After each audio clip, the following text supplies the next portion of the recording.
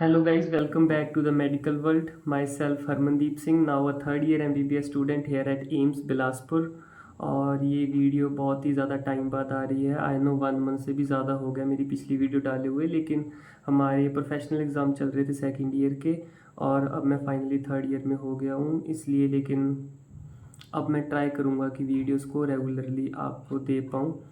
तो आज की वीडियो का टॉपिक है things we need in first year of MBBS before joining the college. College जाने से पहले हमें क्या क्या चीज़ों की ज़रूरत पड़ती है। और ये क्वेश्चन मेरे DMs में भी और कमेंट सेक्शन में भी बहुत जनों ने बहुत ज़्यादा रेगुलरली पूछा था, सो आई डिसाइडेड कि मैं इसके ऊपर एक वीडियो बना देता हूँ प्रॉपर। तो अगर हम ब्रॉडली देखें तो जो चीज़ें एक स्टूडेंट को चाहिए होती है उसको हम 3 कैटेगरी अंदर डिवाइड कर सकते हैं। एक होती है रूम के लिए, one are personal item and another ones are the study items.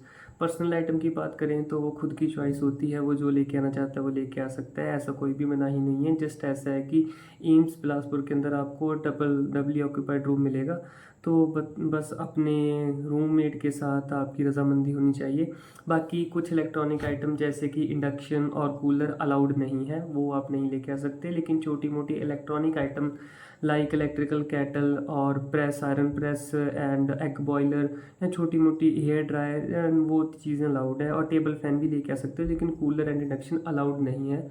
उसके बिना आप दीवार के ऊपर कुछ भी पेस्ट कर सकते हो, लेकिन ड्रिल करने की इजाज़त नहीं दी जाती। आपने कुछ भी लेके आना, आप LED पेस्ट कर सकते हो, आप पोस्टर पेस्ट कर सकते हो, जो भी पेस्ट करना चाहते हो पेस्ट कर सकते हो, लेकिन ड्रिल नहीं कर सकते वॉल के अंदर। रूम के अंदर आप अपने हिसाब से सामान लेके आ सकते हो। आपको एक अलमीरा मिलेगा, स्टडी टेबल मिलेगा, बेड मिलेगा, इसके अलावा कुछ भी नहीं मिलेगा। हॉस्टल की तरफ से या कॉलेज की तरफ से सारा कुछ आपको खुद को लेके आना पड़ेगा, अपने पर्दों से लेके अपना छोटा सा सारा सामान तक। और आई थिंक यही काफ़ी है, क्योंकि कई कॉलेजों में तो आपको बेड वगैरह का भी इंतज़ाम खुद ही करना पड़ता है, लेकिन यहाँ पे आपको वो मिलता है। So that's all about the room and your personal item. And now come to the main topic. Main topic इस वीडियो का यही था कि आपको स्टडी के रिलेटेड कौन कौन सी चीज़ें हैं जो लेके आनी होती हैं यहाँ आने से पहले, और ज़्यादातर बच्चों ने इसी टॉपिक के लिए वीडियो शुरू की थी। So let's start now. In the study items we have a long list that comprises of books and stethoscope, apron, dissection kit, tablet, laptop, etcetera etcetera, and we will discuss each one of them one by one.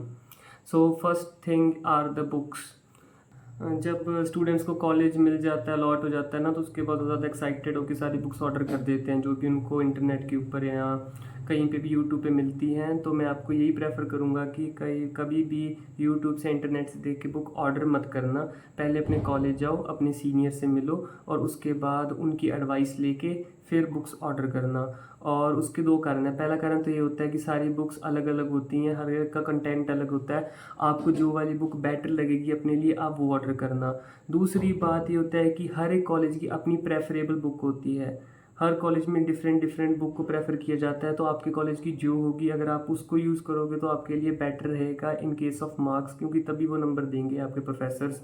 और तीसरी बात होती है, ज़्यादातर books आपको college में अपने senior से मिल जाती हैं। बुक मेडिकल स्टडी की जो बुक्स होती हैं बहुत ज़्यादा महंगी होती हैं, तो जितनी ज़्यादा बुक्स आप सेकेंड हैंड ले पाओ उतना ही अच्छा है। लेकिन कुछ कुछ बुक्स होती हैं जो आपको न्यू ही लेनी पड़ती है, क्योंकि हर एक जो स्टूडेंट होता है अपने पास वो बुक रखना चाहता है अपनी MBBS जर्नी के सारे टाइम में, ताकि उसको बाद में कभी भी ज़रूरत पड़े तो वो उसको यूज़ कर सके। एम्स बिलासपुर की बात करें तो यहाँ एनाटॉमी के लिए मेनली BDC ही यूज़ की जाती है। यहाँ पे 2 ऑप्शन होते हैं मेजॉरिटी में अगर देखें तो। एक होती है BD चौरसिया और दूसरी होती है विश्राम सिंह। मैंने अपने जब मेरा फर्स्ट ईयर था, तो थर्ड में हूँ, फर्स्ट ईयर में मैंने हाफ सिलेबस के लिए BDC यूज़ की थी और बाकी के हाफ सिलेबस के लिए योगेश सॉन्टिके यूज़ की थी। लेकिन अब जो नया एडिशन आया BDC चौरसिया का, उसके अंदर जो डायग्राम्स योगेश सॉन्टिके की वो डाल दी हैं, तो आपको 2 बुक्स खरीदने की ज़रूरत नहीं है। नए एडिशन में जो BD चौरसिया का नया एडिशन है उसके अंदर सारा कुछ मिल जाएगा। बाकी विश्राम सिंह की बुक्स भी अच्छी होती हैं। मैंने न्यूरो एनाटॉमी के लिए विश्राम सिंह की बुक ही प्रेफर की थी।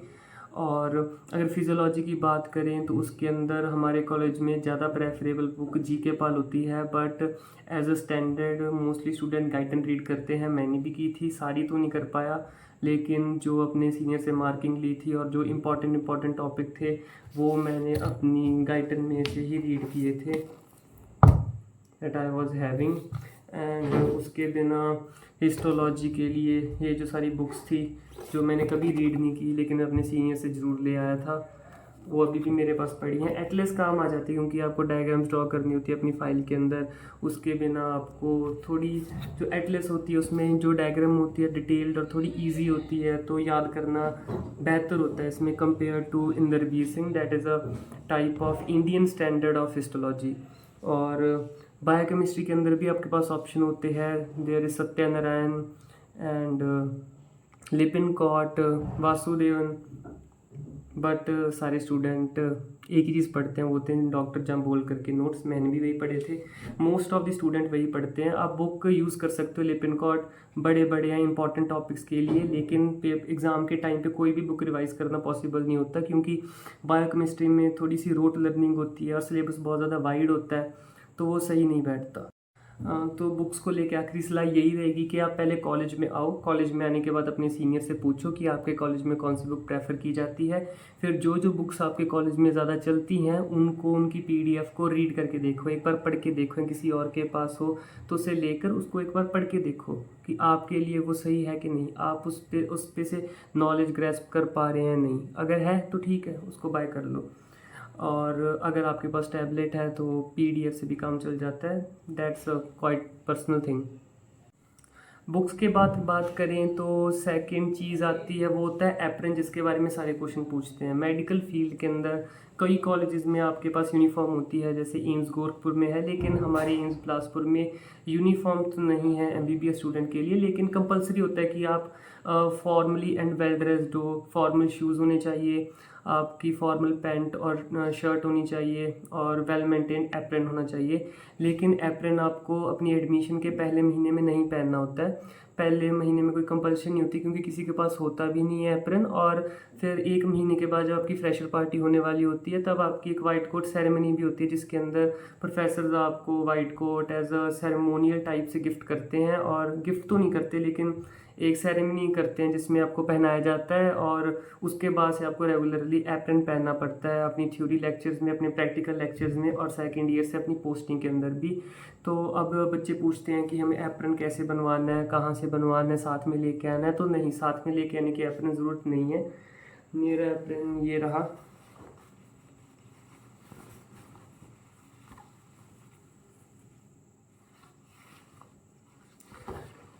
तो बेसिकली एप्रन हमें हमारे कॉलेज ने ही प्रोवाइड किया था जब हम यहाँ पे आए थे, और हमारी वाइट कोट सेरेमनी होने वाली थी। तो उससे कुछ दिन पहले यहाँ पे एक वेंडर आया था और उस वेंडर ने हमारा नाप लिया था, हमारा मेज़र लिया था, मेज़रमेंट्स, और उसके बाद वही बनवा के लेके आया था। और आई थिंक क्वालिटी में भी काफ़ी ठीक थे। अगर आपको इसकी क्वालिटी पसंद भी नहीं आती तो यहाँ पे एक ड्रेसशेला नाम की साइट है, वहाँ से आप ऑर्डर भी कर सकते हो। बेसिकली वहीं से ऑर्डर किया था। एक तो हमें वेंडर से मिल गया था, दूसरा मोस्टली बच्चों ने ड्रेसशेला से ऑर्डर किया था। तो एप्रन घर से लेके आने की बिल्कुल भी ज़रूरत नहीं। एप्रन के बाद अगला टॉपिक है हमारा स्टेथोस्कोप। तो stethoscope is a symbol of medicine. कोई भी एमबीबीएस में एडमिशन लेता है या डॉक्टर बनता है तो सबसे पहले लोगों के दिमाग में चीज़ आती है एक आदमी जिसके गले में स्टेथोस्कोप टंगा हुआ है। तो स्टेथोस्कोप इंपॉर्टेंट पार्ट होता है, लेकिन फर्स्ट ईयर में इतना नहीं। फर्स्ट ईयर में स्टेथोस्कोप चाहिए होता है फिजियोलॉजी के प्रैक्टिकल्स के लिए, और उसमें भी आपको कॉलेज ही प्रोवाइड कर देता है। तो अगर आपके पास है, आपको गिफ्ट में मिला है, आपने ख़रीद रखा है तो इट्स ओके। लेकिन अगर आपने नहीं ख़रीदा तो आपको कंपलसरी नहीं है स्टेथोस्कोप पहले साल में। सेकंड ईयर से जब आप पोस्टिंग में जाओगे तब वो ज़रूर होगा, लेकिन इस वक्त नहीं है। फर्स्ट ईयर में आपको फिजियोलॉजी का डिपार्टमेंट खुद स्टेथोस्कोप देगा हर एक स्टूडेंट को प्रैक्टिकल के वक्त के लिए, और उसके बाद वो वापस ले लेगा। और इसके अलावा आपको कहीं पर भी ज़रूरत नहीं पड़ेगी, लेकिन आपको सेकेंड ईयर ज़रूरत पड़ेगी। मैंने भी अब जब मैं सेकेंड ईयर के हाफ में आ गया था तब एक नॉर्मल सा सस्ता सा स्टेथोस्कोप लिया था, क्योंकि अभी स्टूडेंट हूँ, ज़्यादा ज़रूरत भी नहीं है। तो जब हमने फर्स्ट ईयर की बात की थी तो फर्स्ट ईयर के अंदर आपके 3 सब्जेक्ट थे, एक था एनाटॉमी, फिजियोलॉजी और बायोकेमिस्ट्री। फिजियोलॉजी के लिए जीके, पावर और गाइटन की बात हो गई थी, और बायोकेम में हमने वासुदेवन या सर जम्बोलकर के नोट्स की बात कर ली थी। अब एनाटॉमी की अगर जब हम बात करते हैं ना तो उसमें काफ़ी सारे सब्जेक्ट आते हैं एक सब्जेक्ट के अंदर, जैसे histology and general anatomy and gross anatomy and genetics and neuro anatomy. तो लाइक 4 से 5 सब्जेक्ट होते हैं एक बड़े सब्जेक्ट के अंदर। तो इन सब सब्जेक्ट को पढ़ने के लिए लोग अलग अलग बुक्स भी लेते हैं, जैसे बीडीसी या जो विश्राम सिंह ली जाती है ग्रॉस के लिए, बीडीसी ली जाती है नॉर्मली जनरल एनाटमी के लिए। और जेनेटिक्स की बुक तो ज़्यादा बच्चे खरीदते नहीं हैं, क्योंकि उसमें से सिर्फ एक क्वेश्चन आना होता है सारे साल में, और वो हम नेट से भी पढ़ सकते हैं बेसिकली, उसके अंदर ज़्यादा होता नहीं है, और मोस्टली 12th वाला होता है जेनेटिक्स में। और हिस्टोलॉजी के लिए इंद्रबीर सिंह लेते हैं ज़्यादातर बच्चे। मुझे एटलस मिल गई थी अपने सीनियर से, तो मुझे डायग्राम बनाने में ईजी हुआ था। और उसके बिना सबसे ज़्यादा मोस्ट इम्पॉर्टेंट पार्ट होता है एनाटॉमी डिपार्टमेंट का, वो होता है डिसेक्शन। नई नई एमबीबीएस शुरू हुई है तो सारे एक्साइटेड होंगे कि डिसेक्शन करने को मिलेगा, और कितने कैडावर्स हैं। कैडावर 2 से 3 कैडावर हैं इस वक्त आई थिंक एनाटमी डिपार्टमेंट में। हमारे वक्त 2 होते थे, इस वक्त 2-3 हैं, होंगे तो ज़्यादा भी, लेकिन 2-3 है जो वो हमारे लिए रखते हैं, क्योंकि वो काफ़ी होते हैं। रोज़ रोज़ जाके कोई डिसेक्शन नहीं करने वाला, ये यहाँ की रियलिटी है। जब हम नए नए आए होते हैं तो सारे ऐसे इकट्ठे भागते हैं भीड़ की तरह देखने के लिए कि कोई डिसेक्शन कर रहा है, कौन कर रहा है। लेकिन जैसे जैसे टाइम पास होता है सबकी एक्साइटमेंट ख़त्म हो जाती है, और फिर एक ऐसे बारी लग जाती है कि आज ये से ये रोल नंबर करेंगे, आज ये से ये रोल नंबर करेंगे। मोस्टली बच्चे उस दिन भी नहीं करते हैं, लेकिन अगर आप करोगे तो आपके लिए अच्छा रहेगा। तो उसके लिए सबसे ज़्यादा इम्पॉर्टेंट चीज़ जो आपको चाहिए होती है वो होती है dissection kit. Dissection kit compulsory होती है और बहुत ज़्यादा ज़रूरी होती है जब आपने लेके जानी होती है डिसेक्शन में, क्योंकि इसके बिना तो आपको डिसेक्शन हॉल के अंदर एंट्री नहीं मिलेगी। और साथ में एनाटॉमी की एक मैनुअल होती है, उसके बिना नहीं मिलेगी।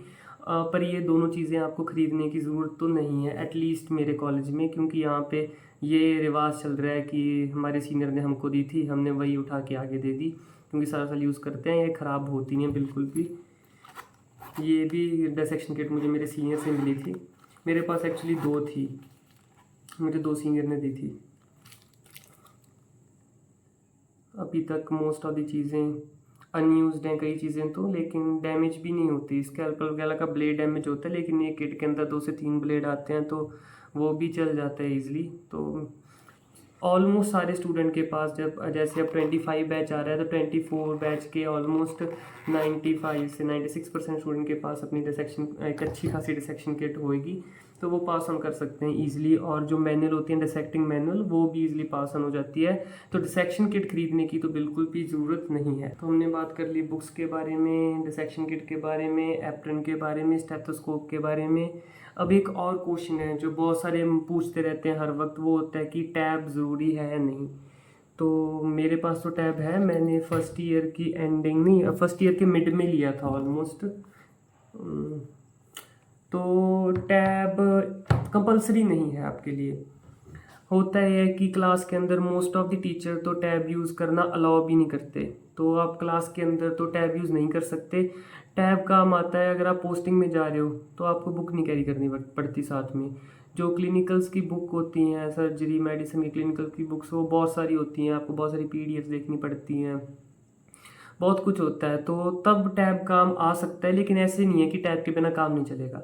अगर आपके पास टैब नहीं है तो बुक खरीद लो, सिंपल है, काम चल जाएगा। ऐसे नहीं कि टैब के बिना काम नहीं चलता। टैब जस्ट ऐसे है कि एक आपके लिए एडिशनल चीज़ है। आप कई सारी बुक्स, लाइक मेरे टैब में अभी 30 से 35 बुक्स होंगी, तो आप इतनी सारी बुक्स एक साथ रख सकते हो, और मैं ये बुक्स रोज़ लेके जा सकता हूँ। मुझे जिसकी भी ज़रूरत पड़े मैं उसको वहीं पे ओपन कर सकता हूँ, लेकिन जो फिज़िकल बुक्स होती हैं उसके लिए पॉसिबल नहीं है। इस वीडियो में मेनली हमने यही बात की कि आपने क्या क्या सामान अपने साथ लेके आना है, या क्या क्या सामान आपने बाय करना है कॉलेज में आने से पहले। लेकिन इसमें मैंने ज़्यादा स्टडी के रिलेटेड बात नहीं की कि आपने कैसे पढ़ाई करनी है, क्योंकि उसके ऊपर मैं एक सेपरेट से वीडियो बनाऊंगा कि आपकी अप्रोच क्या होनी चाहिए फ़र्स्ट ईयर की। मेरा फर्स्ट ईयर में सेकंड रैंक आया था मेरी क्लास में विद 75% ऑफ मार्क्स, जो पहले के कंपेरिजन में तो कम लगते हैं, लेकिन एमबीबीएस के हिसाब से I think it was good. तो I think I'm capable of telling that how to approach a first year and how to study daily along with doing other activities which you have to do in the college। वरना वो college नहीं है। अगर आपने साथ में अपनी sport ना की, अपनी हॉबी को ना आप आगे लेके गए, आपने डिफरेंट फंक्शंस में पार्टिसिपेट ना किया, आप ट्रिप पे नहीं गए, तो आपकी वो कॉलेज लाइफ नहीं होएगी। पढ़ाई आपने सारी ज़िंदगी ही करनी है, लेकिन ये सारी चीज़ें भी उतनी ही इम्पॉर्टेंट हैं जितनी पढ़ाई है। मैं ये नहीं कह रहा कि पढ़ाई छोड़ के ये करो, सारा कुछ करो, और उसके लिए आपको चाहिए होता है time management. So meet you in the next video. Thank you. तो आपको अगर ये हमारी छोटी सी कोशिश अच्छी लगे तो प्लीज़ चैनल को लाइक करें, शेयर करें और सब्सक्राइब करें और कमेंट में मुझे बताएं कि आपको अगली वीडियो किस चीज़ के ऊपर चाहिए।